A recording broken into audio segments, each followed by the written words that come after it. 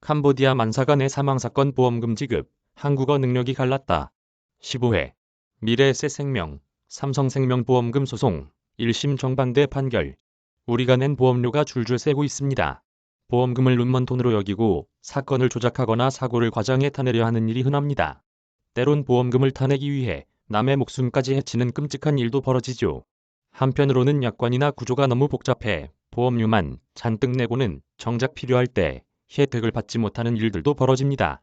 든든과 만만, 그리고 망막의 사이를 오가는 보험에 따라오는 이야기들을 보따리가 하나씩 풀어드리겠습니다.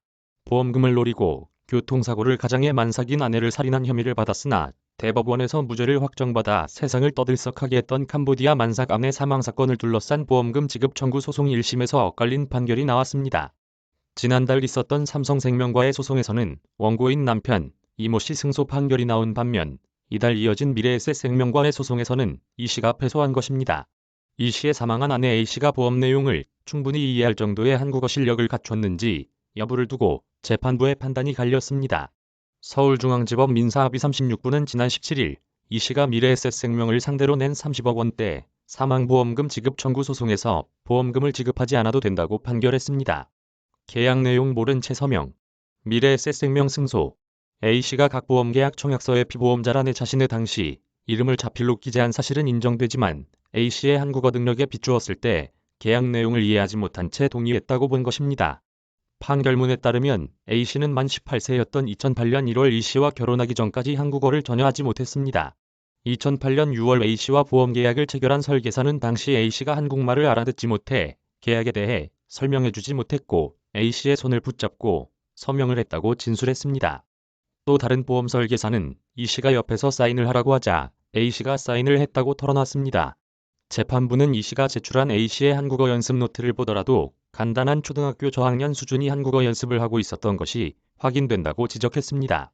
재판부는 이어 보험 설계사들의 진술에 비춰보면 보험 설계사들은 계약 내용이 아내의 사망과 관련됐다고 설명했을 것으로 보이지 않는다면서 보험 설계사들이 E씨에게는 설명했던 것으로 보이지만 아내의 사망보험금 수익자인 E씨가 이를 아내 A씨에게 제대로 알려줬다고 볼 아무런 자료가 없다고 판시했습니다. 반면 지난 10월 28일 서울중앙지법 민사합의 37부는 삼성생명이 E씨에게 보험금을 지급할 책임이 있다면서 E씨에게 2억 208만 원을 자녀에게 6천만 원을 지급하라고 판결했습니다. 한국어 익힌 뒤 계약. 삼성생명 2억 지급 판결. 당시 재판부는 각 보험계약 체결 시 작성한 보험청약서에는 피보험자인 A씨의 자필에 의한 서명이 모두 기재돼 있다면서 보험계약의 의미를 이해하면서 보험계약 청약서에 자필로 서명했음을 충분히 인정할 수 있다고 봤습니다.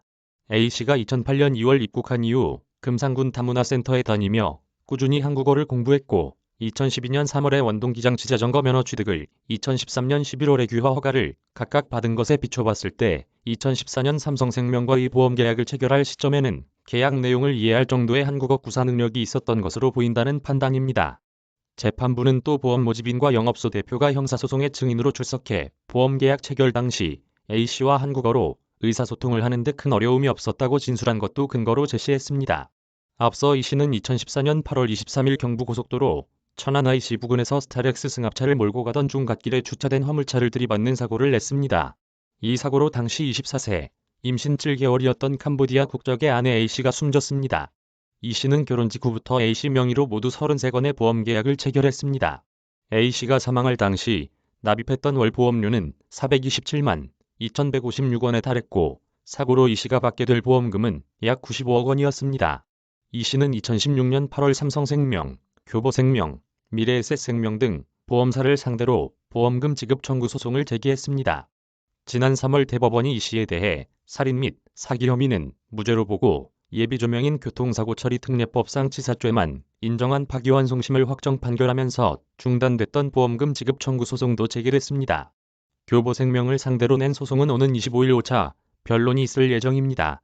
김일희 기자 이메일 주소. 홍인기 기자 이메일 주소. 저작권자 서울신문사